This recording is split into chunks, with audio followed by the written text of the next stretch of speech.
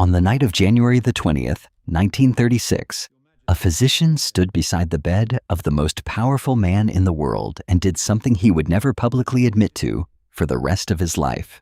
He wrote it down instead, in a private diary sealed away, not meant to be read until everyone who could be hurt by it was safely dead. For 50 years, the official story held. A king had simply slipped away in his sleep, surrounded by his family, at peace. Millions of subjects across the British Empire wept for him as that story was printed, broadcast, and believed without question. Newspapers ran it on their front pages. Radio announcers read it in hushed, reverent tones. Children were told it in classrooms as a lesson in dignity and duty. But the truth, when it finally surfaced half a century later, would force historians to rewrite the final chapter of King George V's life and raise a question that still unsettles people today. Who really decides when a king's story ends? Who gets to write the last page? This is the secret behind a royal death, and to understand how it happened, we have to go all the way back to a boy who was never even supposed to wear the crown. The sailor who became king. To understand the secret, you first have to understand the man. And George wasn't supposed to be king at all. He was born in June of 1865, the second son of the future Edward VII, which meant the throne was never meant to fall to him. His older brother, Prince Albert Victor, was the one groomed for the crown from birth, tutored in statecraft, paraded before the public, prepared for a destiny George would never share. George, meanwhile, was sent to sea. At the age of 12, he joined the Royal Navy as a cadet, and for the next 15 years he lived the disciplined, salt-worn life of a serving officer, climbing the ranks like any other naval man, sailing to the far corners of an empire that would one day be his to rule. He circled the globe twice. He learned to splice rope, read the stars, and take orders without question, a strange, humbling education for a future monarch. He loved that life. He loved routine, order, punctuality, and the quiet certainty of a ship's schedule, down to the exact minute. Friends and family said he never really stopped being a naval officer, even decades later, sitting on the throne of the largest empire the world had ever seen. Then, in January of 1892, everything changed. His brother Albert Victor died suddenly of influenza just weeks after his 28th birthday during the deadly pandemic sweeping across Europe. Overnight, George became heir presumptive to the throne of the British Empire, a role he had never trained for, and, by his own admission, never wanted. He was recalled from active service, handed tutors in constitutional law, and thrust into a life of ceremony he found stiff and uncomfortable. 2 years later, in a quiet piece of royal practicality that shocked no one at court, he married the woman who had been engaged to his late brother, Princess Mary of Teck. It was a match built on duty first, arranged as much by circumstance and family pressure as by affection. And it would come to define nearly every decision he made for the rest of his life, including, in the end, the decision that would be hidden from the world for 50 years. A marriage of duty and something more. Royal marriages of the era were rarely built on romance, and George and Mary's engagement began exactly that way, arranged, practical, and shaped by tragedy. But something unusual happened over the years that followed. Duty grew, slowly and genuinely, into real devotion. Letters between them, later published by biographers, show a couple who came to rely on each other completely. Queen Mary became George's closest advisor, his steadiest presence, and, as history would later confirm, a woman who would be quietly consulted on the most consequential decision of his final hours. They were crowned together in Westminster Abbey in June 1911, and months later traveled to India for the spectacular Delhi Durbar, appearing before hundreds of thousands of subjects as Emperor and Empress of India, in one of the largest ceremonial gatherings in human history. Together they had 6 children, and George ran his household the way he had run a ship, with strict discipline, rigid schedules, and very little patience for disorder or lateness. He was, by most accounts, a difficult father, quick to criticize, slow to praise, uncomfortable showing affection to children who visibly craved it.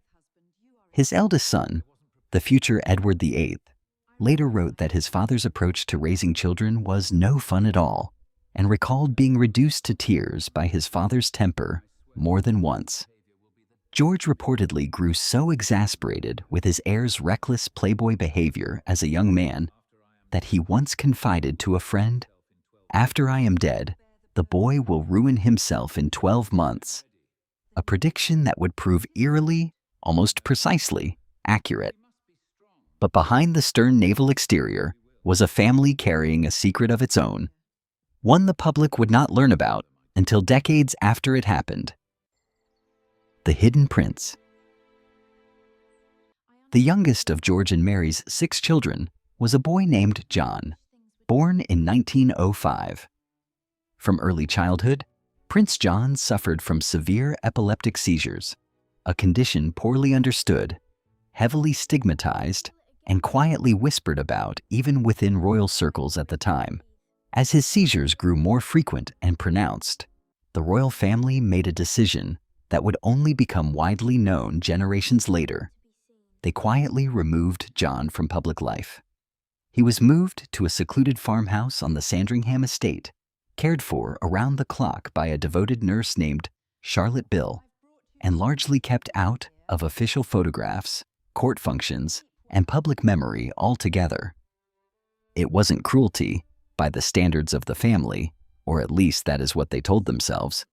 It was, in their minds, protection, both of the boy from a world unequipped to understand him, and of the monarchy's carefully maintained public image. But it meant a young prince grew up almost invisible, seen by his own siblings only rarely, remembered by history for decades as little more than a footnote. In January of 1919, at the age of 13, John died in his sleep following a particularly severe seizure. Queen Mary wrote in her diary that his death was a great shock, though tinged, in her own words, with relief that his suffering had ended. The announcement to the public was brief and quiet, a private tragedy folded into a single short paragraph in the newspapers. It was the family's first real experience of managing what the world was allowed to know about a death within the House of Windsor, a skill, however uncomfortable, they would call upon again 17 years later, under far more consequential circumstances. A war and a new name. By the time the First World War broke out in the summer of 1914, George V had been king for 4 years, and he faced an immediate, deeply uncomfortable problem: his own family tree.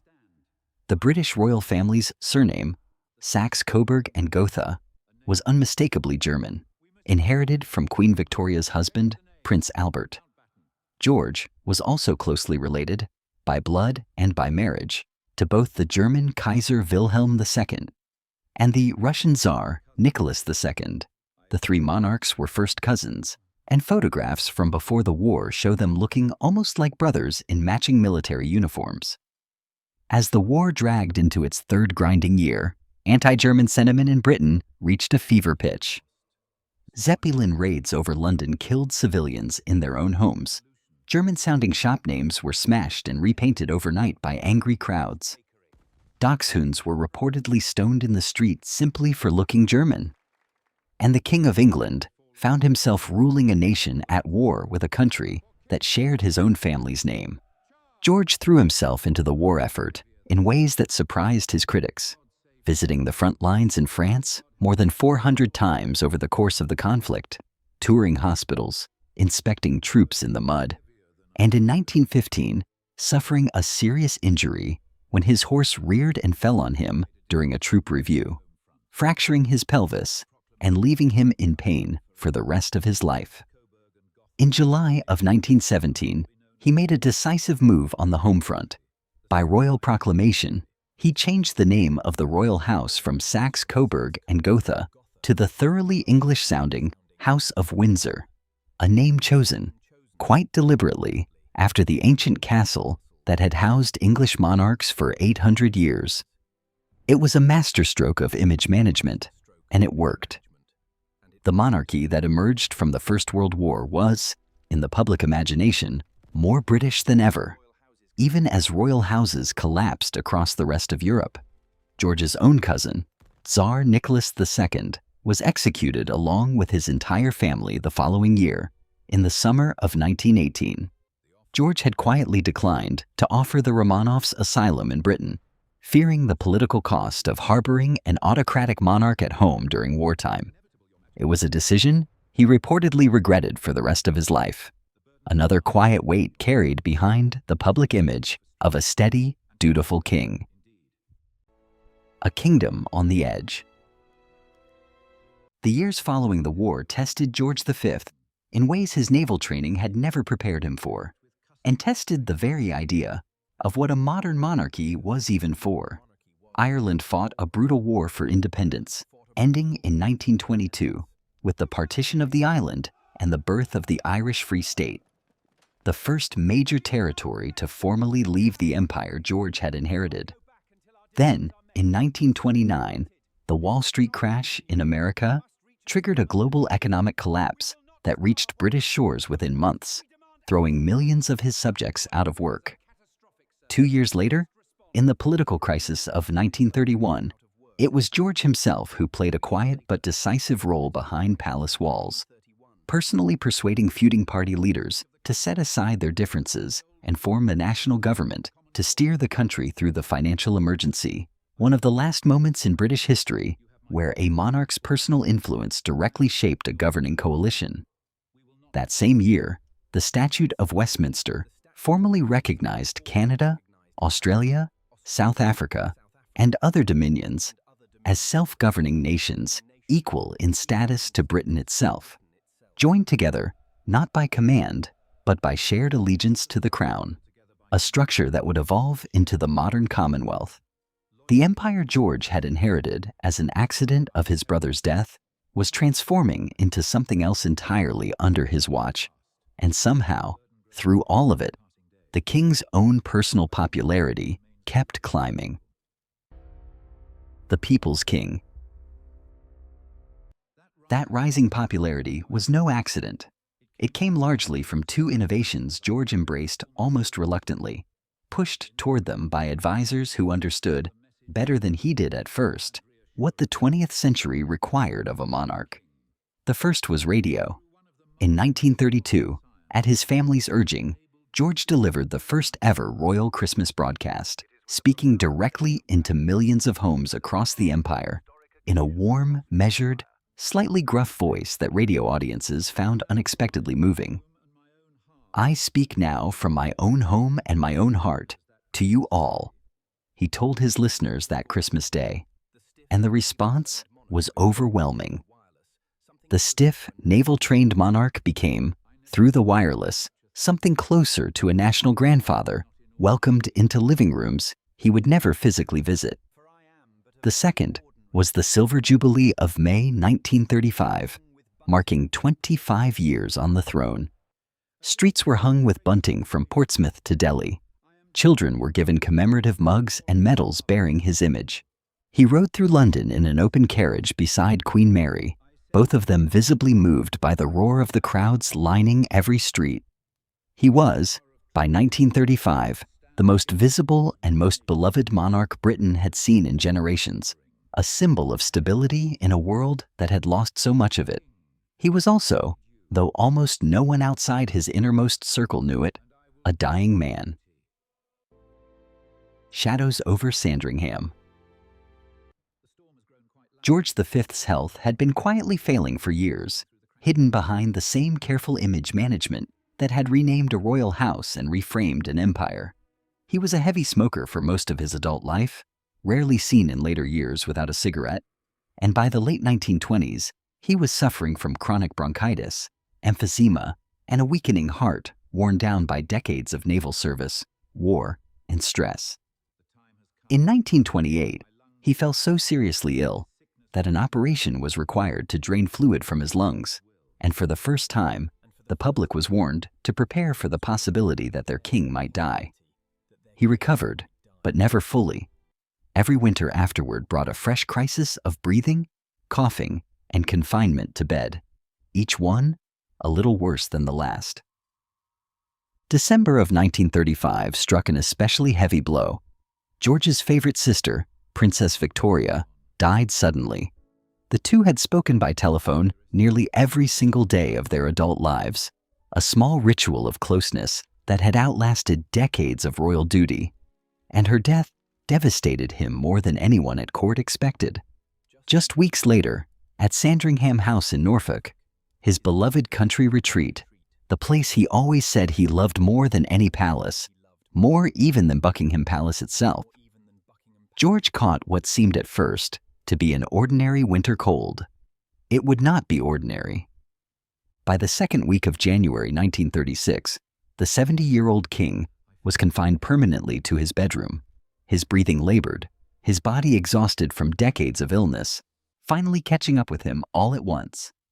In the quiet of the house he loved best. The final days.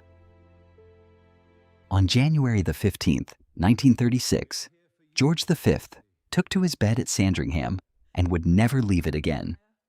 His physician, Lord Dawson of Penn, a man who had served as royal doctor for over 2 decades and had grown genuinely close to the family over the years, began issuing carefully worded medical bulletins to a waiting public. Crowds gathered outside Buckingham Palace in the bitter January cold, reading each bulletin as it was posted on the railings, the whole nation holding its breath together in a kind of collective vigil. By January 16th, Dawson privately told Queen Mary that her husband's death was now only a matter of time, a matter of days, perhaps hours. The family began to gather at Sandringham in earnest. Queen Mary sat at his bedside for hours at a stretch, composed and dutiful even in her grief, as she had trained herself to be for over 40 years of marriage. The Prince of Wales, George's eldest son and heir, soon to become Edward VIII, was recalled urgently from a hunting trip in the countryside and rushed back to Norfolk by car through the night, arriving to find his father barely conscious, drifting between brief moments of awareness and long stretches of sleep. For 4 more days, the king lingered, weakening, rallying briefly in ways that gave the family false hope, then weakening again. While outside the walls of Sandringham House, an entire empire waited for news it knew was coming but was not yet ready to receive. The Bulletin and the Clock. On the evening of January 20th, 1936, Lord Dawson sat down and drafted the words that would be remembered for generations. The king's life is moving peacefully towards its close. It was read aloud outside the palace gates to the waiting crowds, printed in special late editions of the newspapers, and broadcast by the BBC in careful, measured tones.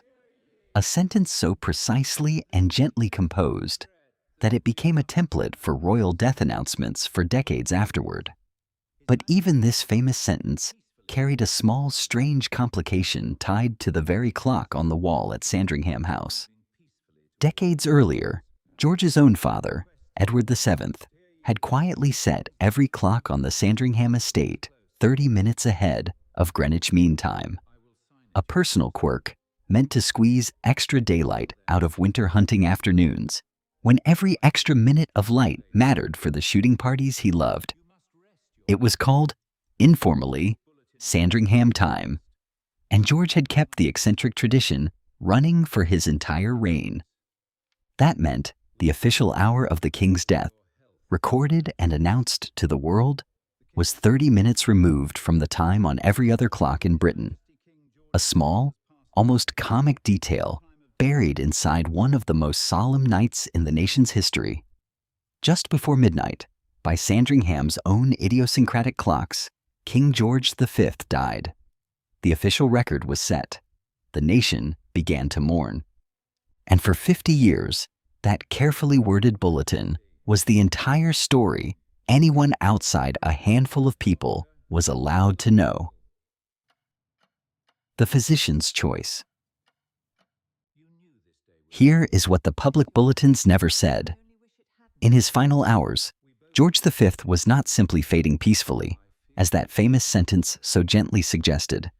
According to a private account written by Lord Dawson himself, kept sealed among his personal papers for decades, the king's breathing had become distressing to witness, his body clinging on in a way that, in Dawson's own clinical judgment, served no purpose but to prolong suffering for a man who could not recover. Dawson later wrote that he made a decision. Without any legal authority to do so, and by his own account, after conferring quietly with Queen Mary and the Prince of Wales, he prepared a syringe at the king's bedside. Into the king's distended jugular vein, Dawson administered a dose of morphine, followed shortly after by a dose of cocaine, a combination intended, by his own written explanation, to hasten a death he believed was already certain and unavoidable, sparing the family a longer, harder vigil at the bedside of a man they could no longer help. There was a second reason recorded in Dawson's notes, one that reads almost strangely to modern eyes accustomed to very different standards of medical ethics.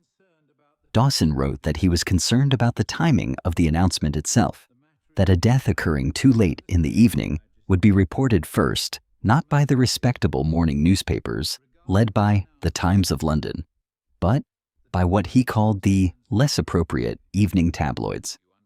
He wanted the king's death announced with what he considered proper dignity in the right newspaper at the right hour of the morning. So, according to his own written account, he acted to make sure that it would be. Within roughly 40 minutes of the injection, King George V was dead. The famous bulletin was drafted immediately afterward, its calm, peaceful language a careful construction over a far more complicated truth. And Lord Dawson folded his private account of that night into his personal papers, where it would remain unread by anyone outside his own family for the next 50 years. An empire in mourning. News of the king's death reached the public in the early hours of January 21st, and the reaction was immediate and overwhelming. Church bells tolled across Britain. Cinemas and theaters closed their doors out of respect. Newspapers printed black-bordered front pages, and an estimated hundreds of thousands of mourners filed silently past his coffin as it lay in state in Westminster Hall over the following days, the line stretching for miles through the winter cold. World leaders and foreign royals traveled to London for the state funeral, a procession of extraordinary scale moving slowly through streets lined with grieving crowds. During that solemn procession, in a small, almost eerie moment that struck onlookers deeply, the Maltese cross ornament atop the imperial state crown, carried on a cushion behind the coffin, worked loose and fell to the pavement, glittering, before a quick-thinking guardsman scooped it up unnoticed by most of the crowd. The new king, Edward VIII, walking behind his father's coffin, reportedly turned to a companion and murmured that he took it as an omen, a strange, quiet echo of his own father's private prediction that the young prince would ruin himself within a year of the crown passing to him. George V was laid to rest in St. George's Chapel at Windsor Castle, the same ancient walls that had lent their name to the royal house he had created 2 decades earlier. The empire he had steered through World War, economic collapse, and the slow unwinding of old certainties now mourned him as a symbol of exactly the stability and dignity his final bulletin had promised. No one outside a small circle knew yet how carefully and how literally that dignity had been engineered. Buried for 50 years. Lord Dawson died in 1945, having never publicly spoken a single word about what he had written that night at Sandringham. His notes passed quietly into the care of his family, filed away among decades of personal correspondence and private medical papers, unread and unremarked upon by history. It was not until 1986, 50 years after George V's death, and a full generation after Dawson's own passing, that a historian named Francis Watson, working through the physician's private papers while researching a biography, came across the account in Dawson's own handwriting. Watson recognized immediately what he was holding: a confession written by the king's own doctor, describing in calm clinical detail how he had ended his patient's life and why. Watson published his findings in the respected journal History Today in the autumn of 1986, and the story detonated across the British press within days. Newspapers that had printed Dawson's dignified, peaceful bulletin exactly 50 years earlier now ran urgent headlines revealing what had actually happened behind Sandringham's closed doors. The public reaction was a complicated mixture of shock, fascination, and, for many people who remembered, or had simply been raised on, the comforting story of a beloved king dying gently in his sleep, a genuine sense of having been quietly managed by their own government for half a century without ever knowing it. The ethics of a royal mercy killing. The revelation forced a debate that historians and medical ethicists are still having today, nearly a century after that night.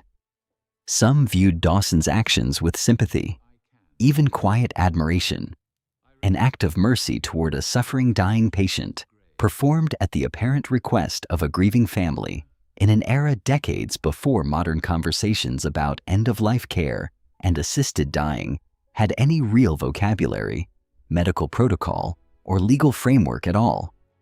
In 1936, there was no legal category for what Dawson did.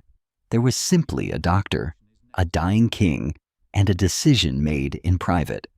Others viewed it far more critically: a physician unilaterally ending a patient's life without consent law, without oversight, without a second opinion, seemingly motivated in part by newspaper deadlines rather than medical necessity alone. A decision that, however gently intentioned, blurred the line between compassion and killing in a way modern medical ethics boards would never permit today. Even now, nearly a century later, countries around the world remain sharply divided over the legal status of assisted dying, and Dawson's private account is still cited in academic discussions as one of the earliest documented cases of physician-assisted death involving a head of state. What makes the case so historically significant is not just what Dawson did, but how completely it was hidden, and for how long. For 50 full years, the world was told a comforting, carefully worded story about a peaceful royal death, while the true account sat quietly folded inside a drawer, waiting. It remains one of the most striking examples in modern history of how thoroughly an official narrative can diverge from private reality, even at the very highest levels of a nation's public life. What the secret leaves behind. King George V reigned for a quarter of a century, steering the British monarchy through a world war, the collapse of empires around him, the birth of the Irish Free State, a global economic depression, and the emergence of mass media as a political force. And by the time of his death, he had made the crown more beloved, more visible, and more secure than it had been in generations. But his final hours reveal something the polished portraits and formal bulletins never could: that even the most carefully managed institutions on earth are, underneath the ceremony, made up of frightened families, difficult decisions, and doctors making impossible calls in the middle of the night. The story of George V's death didn't just rewrite a single historical footnote decades later. It changed how historians think about royal transparency altogether, and it quietly foreshadowed debates about mercy, consent, and dying with dignity that the modern world is still working through today. It's a reminder that behind every dignified public statement, there may be a private truth waiting 50 years or more to finally be told. And it leaves us with the question this story opened on. When the official record and the private truth don't match, which one actually belongs to history? The version the world was told, or the version that actually happened? Thank you for watching this Clue Series investigation into the life, the reign, and the carefully hidden death of King George V. If you want more hidden royal stories uncovered piece by piece, subscribe to the channel, leave a comment with the royal mystery you want us to investigate next, and we'll see you in the next one.